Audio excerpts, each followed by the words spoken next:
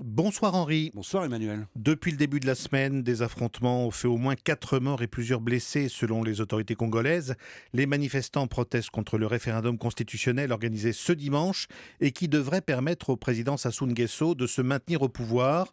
Alors si le calme semble être revenu aujourd'hui dans la capitale Brazzaville, on peut dire que c'est un calme tout à fait précaire. Oui, la vie a repris Emmanuel, les taxis circulent, les marchés sont rouverts, mais la tension reste vive et quoi qu'il arrive dans les prochaines heures, on est loin de cette sérénité qui devrait prévaloir avant un scrutin aussi important. Les autorités ont jusqu'ici interdit toute manifestation, plusieurs des opposants ont été interpellés et pour les organisations de défense des droits de l'homme qui dénoncent un usage abusif de la force, le bilan officiel de cette mort est sans doute en deçà de la vérité.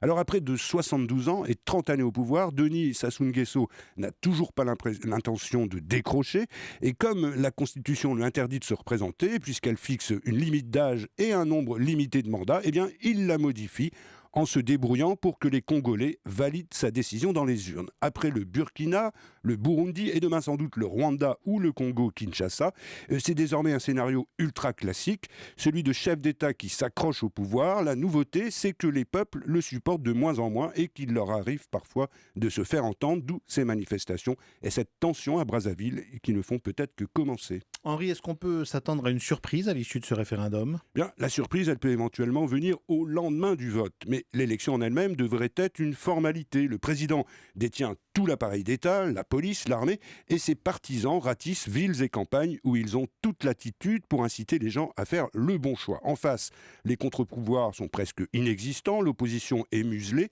et les jeunes qui, comme partout en Afrique, en ont assez du chômage et de l'autocratie, sont réprimés avec la plus grande brutalité. Alors ce référendum, il reprend les mots, les pratiques, les images du débat démocratique, mais il n'y a ni débat ni démocratie, il s'agit en réalité d'une simple mise en scène. Mais il y a quand même le précédent du Burkina, où les manifestations de l'année dernière ont contraint le président Blaise Compaoré à quitter le pouvoir.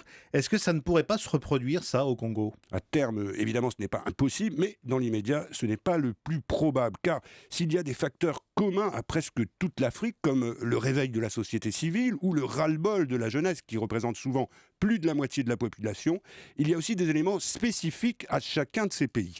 Au Burkina, c'est la jeunesse, mais aussi une partie de l'armée qui a chassé Compaoré. Au Burundi, là, ça n'a pas fonctionné. Le président a réussi à se maintenir, même si la situation est loin d'être stabilisée. Et au Congo, là, c'est encore une autre histoire. Car le clan de Sassou Nguesso détient tous les leviers, à commencer par le contrôle de l'économie et notamment le pétrole. N'oublions pas que c'est son propre fils qui dirige la société pétrolière nationale. Mais il peut aussi jouer sur les peurs, ces peurs dans un pays qui reste meurtri par des années de guerre civile et par la terreur des milices que personne ne souhaite voir réapparaître. Il peut donc se présenter comme le garant de l'ordre et de la sécurité, même si ça ne trompe plus beaucoup de monde. Dernier point, François Hollande vient d'affirmer que le président Sassou Nguesso avait le droit de consulter son peuple.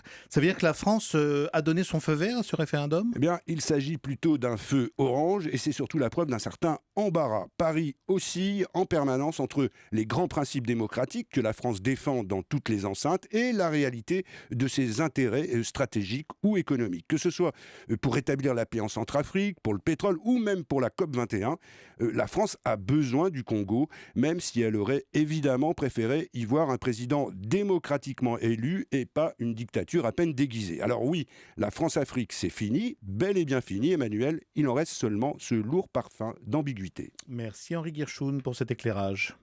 Europe 1.